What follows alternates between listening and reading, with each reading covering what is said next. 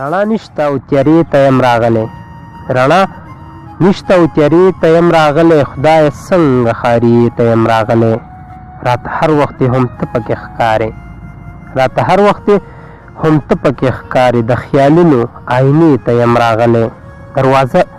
ورته وهمه نه راوځي دروازه ورته وهمه نه راوځي د مغرور جانان کوڅې ته یم راغلی سلامونه احترامات زه یم ستاسو ورور ستاسو ملګری ثناءالله فطرت د خپلې پاڼې فطرت افغان نه تاسو سره یم ګران مینهوالو نن موږ راغلي یو صالح نادان صاحب خواله چې هغه پخپله د پښتو ژبې ډېر یو تکړه شاعر دی ډېر یو خوږ ژبی شاعر دی او پخپله هم د آینې د پیج کوربه هم دی نو ټول نه وړاندې زه خپل خوږ مشر ګران صالح نادان صاحب ته په خپل پروګرام خورو ملغلرو کې ورته هرکلی دی فطرت صاحب ستاسو اول ستاسو نه یوه نړۍ مننه کوم چې زه مو د خپل پروګرام چې کوم دی جوګه وګڼلم او زه مو ځان سره په دغه پروګرام کې مېلمه کوم ډېره مننه نادان صاحب ستاسو ډېر زیات مینهوال داسې هم شته چې تاسو پیژني او داسې څه نور هم شته چې تاسو نه ناخبره دي نو موږ وایو که تاسو لږ خپله لنډه شان پېژنګلو دغې مینهوالو ته وکړئ نو ښه به وي ډېره ښه ده زه خو چې کوم دی اصل د هنګو یم هنګو کې چې کوم دی پیدا شوی یم خړپوس مې په هنګو کې کړي دي او دا مهال چې کوم دی ژوند په پېښور کې کوم او دلته پاتې کېږم پېښور کې ډېر ښه نادان صاحب دا راته ووایي چې په پښتو په کومو برخې کې مو ډېر زیات کار کړی دی او څومره مو کار کړی دی کار خو دا به ووایم چې په نیش حساب دی مونږ خو د پښتو کار چې کوم نه شو کولی ډېر ګران کار دی خو خپله ماته ګوډه هڅه کوو تر دې دمه په ډېرو صنفونو کې مې چې کوم دی ته بیا ازمایي کړې ده او په دې کې چې کوم ما کوم لیک کړی دی ما مې په غزل کې کړی دی ډېر ښه نادان صاحب دا راته ووایي چې کومو غونډو سره مو نن سبا ډېر ژر ناستی دی ښه سوال مو که غونډې خو دا ده چې کومې خاص غونډه داسې نشته چې زما ورسره ناستې زه ټولو غونډو له ځم کوم چې ادبي غونډې دي د پښتو ادب دپاره د پښتو ژبې د پرمختګ دپاره کار کوي او هلې ځلې کوي نو ټولو غونډو له چې کوم دی زه وړون تندي ورځم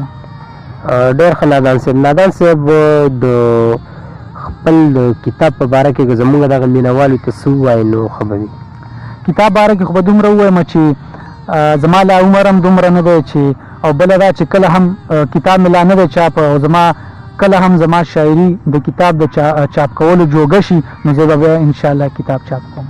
ډېر ښه نادان صاحب یو اخري پوښتنه بله هم لرم چې ستاسو د شعر او شاعرۍ کې کوم یو داسې ستر شاعر دی چې هغې نه تاسو ډېر زیات متاثره یئ او هغې د شعرونو نه د هغې د نظمونو یا غزل نه تاسو ډېر زیات څه حاصلولی شئ ښه پوښتنه مو وکړله داسې هغه شاعر چې ښه شعر لیکي او په معیار او پیغام یو ښه مثبت پیغام لري نو دغه شان د شاعر نه زه متاثر یم خو بیا هم چې تاسو نومونه به درته واخلم دوه نومونه دي اول وخت کې چې کوم دی زه د محترم او ارواخات صاحب شاه صابر صاحب نه متاثر یم او اوس وخت کې چې کوم دی ډېر محترم او ماته ګران ښاغلی وهمي ورکزی صاحب دی چې د هغې د شاعرۍ نه هم متاثر یم او د هغې د شخصیت نه هم متاثر یم ډېر ښه نادان صاحب زموږ دغه مینهوال به هم د انتظار دی هغه نه راوباسو نو که زموږ دغه مینهوال ته څه ووایي نو ښه به وي ډېره ښه ده بس د یو شعر به درته ولویم چې اوس په خپل سوري باندې هم باور کولی نشم اوس په خپل سوري باندې هم باور کولی نشم هجومه داسې تنهایۍ پورې دې راوستمه او غزل به ووایم چې غزل مطلع ده چې زړه خو مې نه غواړي خو خیر د زندګي به وکړم زړه خو مې نه غواړي خو خیر د زندګي به وکړم د نوي دور هر انسان سره سیالي به وکړم زړه خو مې نه غواړي خو خیر د زندګي به وکړم د نوي دور هر انسان سره سیالي به وکړم او عزت پښتو هر څه پرېږده مړه شهرت پکار دی عزت پښتو هر څه پرېږده مړه شهرت پکار دی داسې بې خونده بې معیاره شاعري به وکړم او عزت پښتو هر څه پرېږده مړه شهرت پکار دی او داسې بې خونده بې معیاره شاعري به وکړم او سیري ګریوان د شپې به لاړ شمه صحرا په طرف سیري ګریوان د شپې به لاړ شمه صحرا په طرف د لیونو په شانتې خدایه تنهایی به وکړم او چې ستا دیدار ما سره یاره بله چاره نشته چې ستا دیدار ما سره یاره بله چاره نشته ستا په تصویر باندې د خپل زړه تسلي به وکړم مننه او نن مې اشنا ته ویل بس ته نور به نه درځمه نن مې اشنا ته ویل بس ته نور به نه درځمه ویلې نادانه که را نغلې خودکشي به وکړم ډېر زبردست ډېره مننه چې تاسو موږ ته دغه غزل وړاندې کو خو نادان صاحب زمونږ دغه مینوال زیات تر دغه وایي چې کوم شاعر له لاړ شي یا کوم داسې پښتو ادب سره تړلی انسان له لاړ شي نو هغې نه کوشش دغه کوئ چې 2-3 غزلې یا شعرونه یا نظمونه ترې هم واورئ نو که یو بل غزل یا نظم زمونږ دغه مینوالو ته ډالۍ کړي نو ښه به وي ولې نه ډېر په مینه چې تاسو دومره په مینه راغلې نو خامخا تاسو ته ستاسو د مینوالو ته دغه غزل ډالۍ چې کلام مطلع عرضه چې ستاسو د کور په دروازه کې مې زړګی ایښی دی ستاسو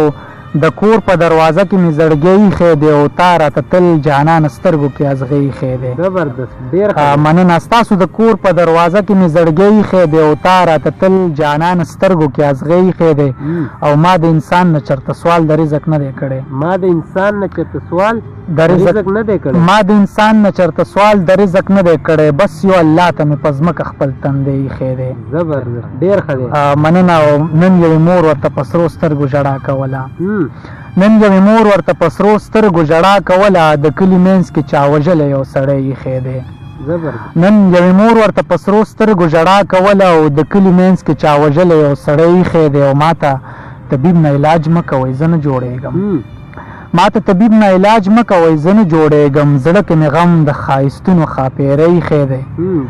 او په داسې خوږ نظر اشنا راته ډېر مه راګوره ستا تورو سترګو کې زما ګرانې مرګی ایښی دی او آخري مقطع ده چې هغه به کله هم نادانه خودغرضه نشي چا چې احساس په خپلو زړونو کې ژوندی ایښی دی ډېره مننه نادان صاحب چې ډېر خوږې غزلې مو موږ ته ډالۍ کړي ستاسو ډېره زیاته مننه کوم چې دا نه مصروفیات وخت کې مو موږ له وخت راکړو د خپل کیمرامین سنان مومن هم ډېره زیاته مننه کوم خپله خپرونه دې کې راغونډوم تر را روانې خپرونې پورې په لوی الله سپارم د الله په امان